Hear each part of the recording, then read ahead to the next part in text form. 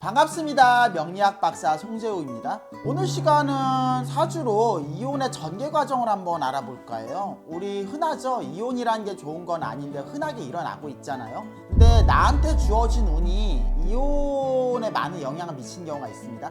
어떤 운에 과연 이혼을 할지, 근데 사실 어떤 운이든 다 이혼의 잠재 가능성이 내포돼 있어요. 우리가 특정 운에 이혼을 하고 특정 운에 이혼을 안 한다 이렇게 알고 있잖아요. 물론 이혼에 더 가까운 운이 있긴 해요. 근데 어떤 운이 오던 이혼의 방식이 다를 뿐이지 잠재적으로 다 이혼할 수 있는 그런 요소를 가지고 있습니다.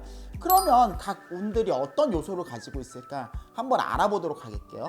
첫 번째, 이 식상운이 대표적으로 이혼하는 운이죠. 식상운이 왜 이혼을 할까? 식상이란 것 자체는 권태로 다가온 운입니다. 그러니까 이제 실증을 쉽게 낳는 거예요. 평상시에 불만을 참고 참았던 걸 더 이상 참지 않는 운입니다. 특히 지금은 좀 덜하지만 아직도 가정폭력으로 맞고 사시는 분들, 특히 여자분들이 맞겠죠. 맨날 맞고 살다가 을의 입장에 있다가 더 이상 난 이렇게 살 수가 없어, 개떡같이 거지같이 살지 않을 거야, 이런 마음을 먹게 되는 게 식상운이 올 때, 그게 바로 이혼으로 이어지는 운이 되는 겁니다. 그리고 식상운이 아니더라도 인성운도 이혼을 할 수가 있어요. 인성운이라는 것 자체가 왜 이혼을 하는가? 인성운은 보통 포기를 하는 운입니다. 근데 여태까지 그 사람의 단점에 대해서 잘 참고 살다가 저 사람을 바꾸려고 내가 부단히 노력을 하다가 사람이란 게 잘 안 바뀌잖아요. 결국 내가 포기를 해버리는 거예요. 그 사람을 포기해버리는 거죠. 질려버리는 거예요. 그러니까 식상운이 반항적인 의미라면 인성운은 저 사람이 질려버려서 내가 떠나버리는 거예요. 인성운만 이혼운이 아니죠. 따지고 보면 모든 운이 다 이혼운이 될 수가 있으니까. 나쁘게 귀신작용을 하면 비겁운도 이혼을 합니다. 정확히 말하면 지지비겁운이죠. 일간의 근으로 들어올 때. 그게 어떤 의미냐면 독립하고자 하는 의미예요. 그러니까 우리가 가정이라는 거는 내 개인 생활이 아니라 집단이 되는 거잖아요. 우리 가족을 이루는 거잖아요. 근데 비거분이라는 거는 가정이란 테두리를 벗어나서 홀로 서기를 하겠다는 거예요. 그렇기 때문에 비거분이 온다는 것 자체는 어떤 상대방에 대한 불만 자체보다 가정생활 자체를 계속 유지하는 데 자신이 없는 겁니다. 누구와의 비율을 맞춰주기 싫고 나만의 길을 가겠다는 거예요. 자연인이 되겠다, 홀로 살겠다, 사회생활 하고 싶지 않다, 이런 마음을 먹게 되는 게 지지비겁 운이 되는 겁니다. 그거 외에 관살도 이운이 돼요. 관살은 좀 억울한 거예요. 그게 무슨 의미냐면은 강제성이 부여되는 거예요. 내 의지랑 상관없이 강요당하는 거죠. 특히 어떤 걸 강요당하냐면 희생을 강요당하는 거예요. 식상운이나 비겁 같은 경우는 자기가 이혼을 하는 건데 인성운 같은 경우도 자기가 이혼을 하는 거예요. 그런데 관살운은 아니에요. 자기가 이혼을 하는 게 아니라 이혼 통보를 받는 겁니다.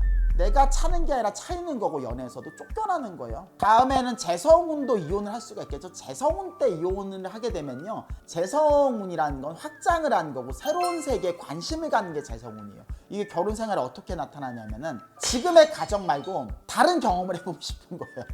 그러니까 불륜하고도 좀 관련이 많아요. 뭐 재성운만 불륜을 하는 건 아닌데, 그러니까 지금 내 가정생활을 가지고 있다면은 지금 가지고 있는 가정 말고 한번 딴 살림도 차려보고 싶다, 딴 사람과도 사귀어보고 싶다. 이게 남녀 공통인데 특히 남자들은 더더욱 그렇죠. 남자들한테 재성이 인연으로는 또 여자이기 때문에 그래요.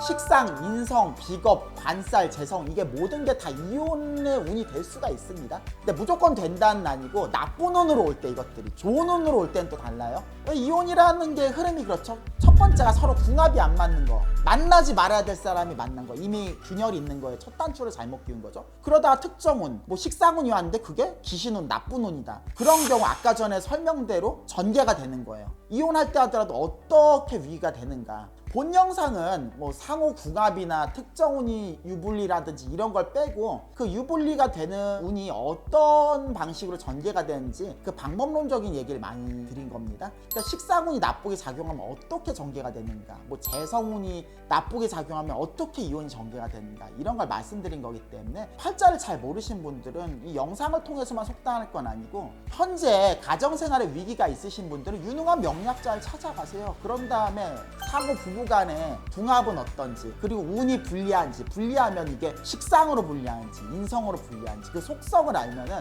위기의 방향성을 알 수 있습니다.